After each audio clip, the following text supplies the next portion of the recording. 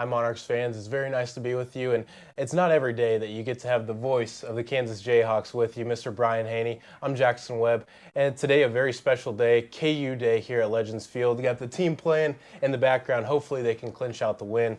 But with Mr. Hanni, it's very great to have you on with us today. Thanks, Jackson. You know what? I'm a big fan of yours. This guy's one of the hardest working young guys in sports, and I have no doubt in my mind in 15, 20 years, this is going to be one of the household names in Major League Baseball. So Monarchs fans, you're lucky to get to hear him at this stage in his career. Thank you very much. I enjoy listening to you every chance that I can get. But I know this summer, a very crazy time for you. It's probably nice to get to relax a little bit after this past year that you've had. It's been amazing. But you got football coming up right around the corner. Talk to us about how your summer's been, but also what we can expect from Mr. Leipold and the guys at the booth. Yeah. You know, we're still riding high. You know, it's 2-3 months removed, but we're still celebrating championship number 6. We're still reminiscing. I think tonight on KCTV5, we have a national championship look-back show and all that. So we will ride that as long as we possibly can until we unfurl that banner sometime in November at Allen Fieldhouse, national title number 6.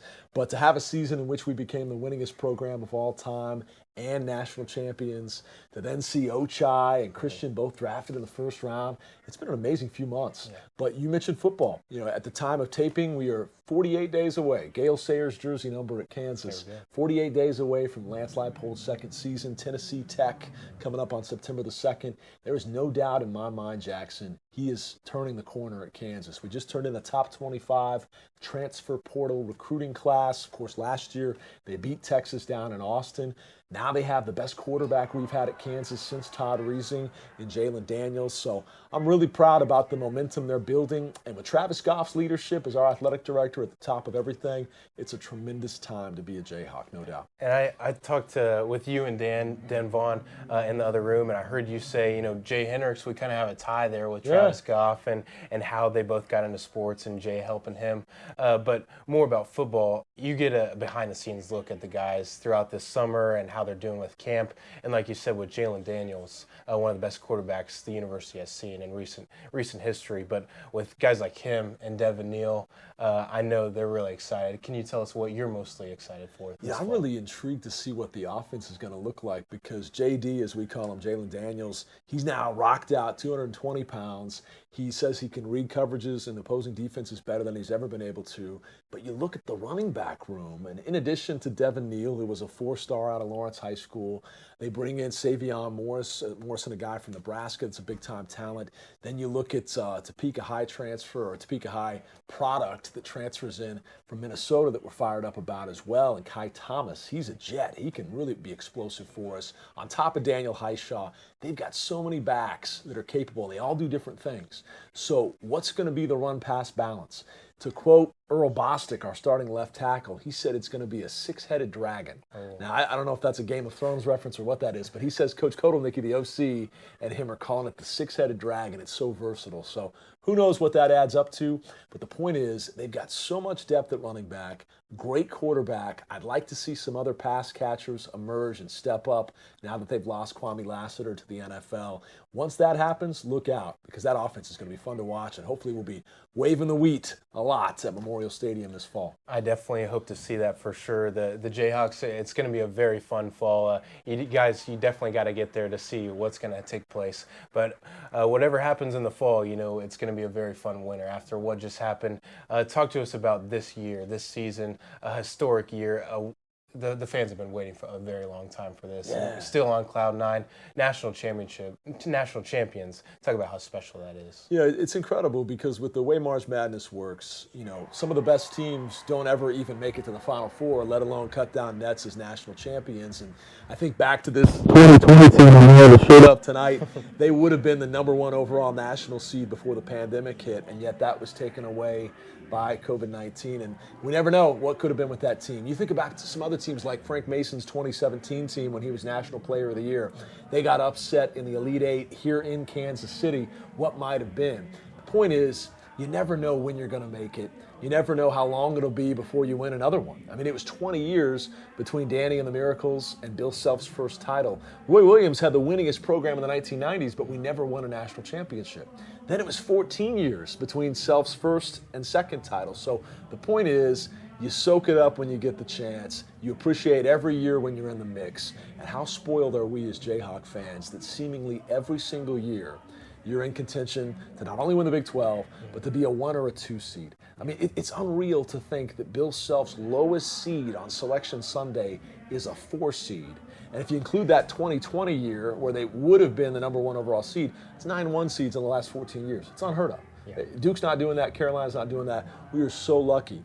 But once you get in the dance, you never know how it's going to unfold. And so some years, great teams have fallen. I would have told you before this March Madness, this is maybe his 7th most talented team, and yet they cut down nets. So it's a wild format in March Madness, but I'm so grateful this team got it done. And I'll tell you a big reason why. The team chemistry was as good as I've ever seen it since I've been around, and you can't speak enough about what that means when you're trying to go through the rigors and the grind of a March Madness type format. And us being a fan, you couldn't have said it better than what you did right there, Brian. But me being a fan and all of us Jayhawks fans, we really are spoiled. To have you, to have Coach Self, all the guys, we really are. And a terrific program. But we want to take you back to early April. You in New Orleans, Louisiana, at halftime, and you're looking into the eyes of guys like Caleb Love and Armando Bacot down by double digits. Talk to us about how you're feeling going into that second half. You know, I get about a 4-minute break to run and relieve myself in the restroom, refill my water, and get back out there. And along the way, I got stopped by a bunch of Kansas City media types, and they know me as the glass is half full kind of guy. Yeah. I'm always Mr. Positivity. And everybody was down in the dumps. And like, can we still do it? And I told them, you know, I think we can. If we just trim a point a minute off the deficit, maybe by the under 4-minute media timeout, we might be back in the game. Well, Jackson, as you know, it only took 7 minutes and 19 seconds, and 15 went down to 1 like that. I mean, nobody could have seen that coming. Christian Brown was phenomenal. Jalen Wilson suddenly started making baskets around the rim that had eluded him in the first half. Then Remy Martin had 3 threes and a big block shot. And of course, David McCormick hits the 2 biggest buckets in the final 2 minutes. To see the way they came roaring out of the gates on the heels of one of Bill Self's best halftime pep talks he's ever given. And real quickly, for those that missed it, he referenced 2008. And he said, would you rather be down 9 with 2 minutes to go or down 15 and have 20 minutes to come back? And they said, down 15 with 20. Well, it only took them 7 minutes and 19 seconds to get that deficit down to 1, and obviously they closed the deal from there. So to answer your question, I was hopeful, I was optimistic, but nobody would have seen them coming back that quickly like they did in that second half. And they did, and you know, a weight that we've all been waiting for a long time, and a weight that you've been waiting for. Yeah. You get to do it and experience it as a Jayhawk. When you see the team hoist that trophy, talk to us about how that was for you and being able to call that. So special on so many levels. I mean, on a personal note, you know, it's something you dream of as a broadcaster, whether you're Dan Vaughn getting the call of the championship last year or Mitch Holthus calling a Super Bowl a few years ago. You always dream of winning the big one.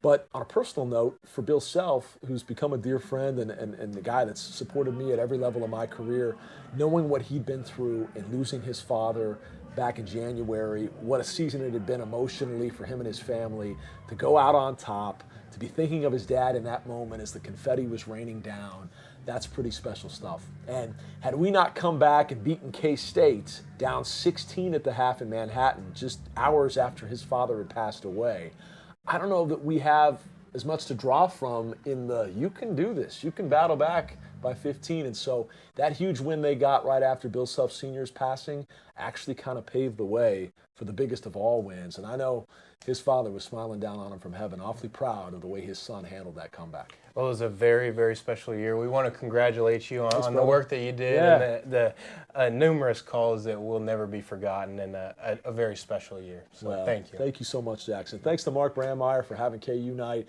Thanks to Jay Henricks, who's been a dear friend of mine for a long time, and as you mentioned, gave Travis Goff, our AD, his first job in college athletics.